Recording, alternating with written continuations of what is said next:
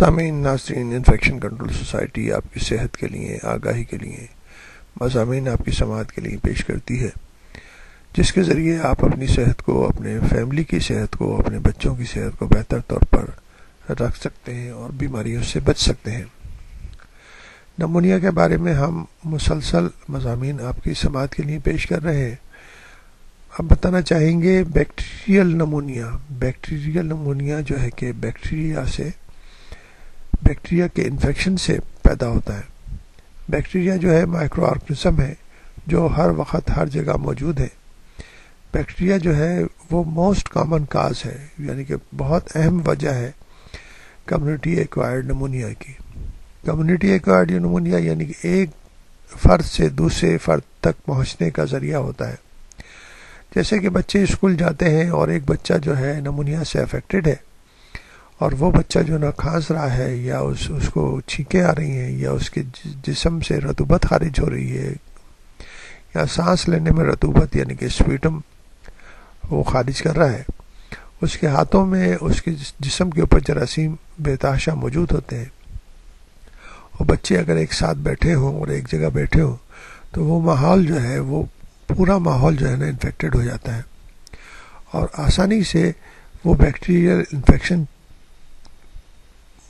اور بچوں میں بھی آسانی سے پھیل سکتا ہے۔ بیکٹیریل نمونیا کی سب سے کامن وجہ جو ہے وہ اسٹریپٹوکوکس نمونی ہے۔ 50% کیسز جو ہیں وہ اسٹریپٹوکوکس نمونی کی وجہ سے ہوتے ہیں۔ اس کے علاوہ دوسرے جو جراثیم آئسولیٹ کیے جا سکتے ہیں اس میں ہیموفیلس انفلوئنزی 20% کیسز میں آئسولیٹ کیا گیا ہے۔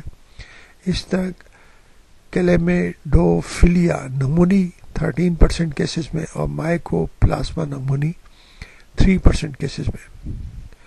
اس کے علاوہ بھی کچھ جراثیم جو ہے لیجینیلا نمونوفیلیا اور گرام نیگیٹو بیسیلائی بھی نمونیا پیدا کرنے کا کاز بنتے ہیں۔ ہمارے جیسے ممالک میں جہاں پر ٹوائلٹ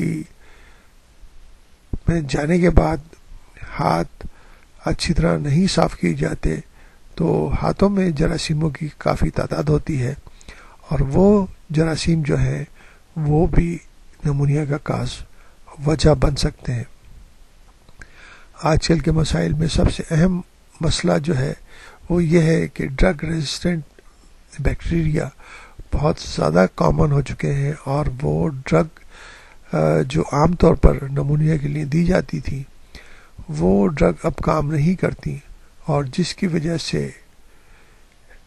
وجہ سے بیماری جو ہے وہ مشکل ہو جاتی ہے، جس کا علاج کرنا مشکل ہو جاتا ہے۔ ہر قسم کے جو بیکٹیریا ہیں ان میں ملٹی ڈرگ ریزسٹنٹ بیکٹیریا پیدا ہو چکے ہیں، اور یہ بیکٹیریا جو ہے ان کے اوپر عام میڈیسن اینٹی بائیوٹک اثر انداز نہیں ہوتی، اور انفیکشن ہو جائے تو بہت مشکل سے ٹریٹمنٹ ہوتا ہے۔ اس لیے ضروری ہے کہ بہت احتیاط سے اینٹی بائیوٹک کا استعمال کیا جائے، اور استعمال کرنے کے لیے ضروری ہے کہ وہ صحیح طور پر ڈائگنوسس کے ساتھ استعمال کی جائے۔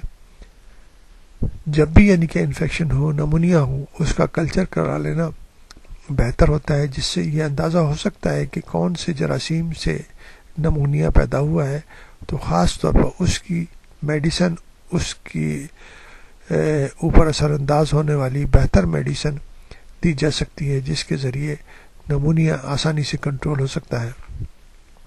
اگر بغیر کلچر کرائے میڈیسن دی گئی تو اس کے مسائل ہوتے ہیں۔ بہتر یہ ہوتا ہے کہ جیسے ہی نمونیا ڈیولپ ہو اس کا کلچر کرانے کے لیے بھیج دیا جائے، اور اس کے بعد اینٹی بائیوٹک شروع کر دی جائے۔ اگر اینٹی بائیوٹک وہ سینسیٹیو ہے جو کہ علاج کے لیے استعمال کی جا رہی ہے تو اسے کنٹینیو رکھنا چاہیے، اس کو جو نا مسلسل رکھنا چاہیے، علاج کے لیے استعمال کرنا چاہیے۔ اگر وہ ریزسٹنٹ ہے تو جو بھی سینسیٹیو اینٹی بائیوٹک ہوتی ہے اس کو دے کر نمونیا کو کنٹرول کیا جا سکتا ہے۔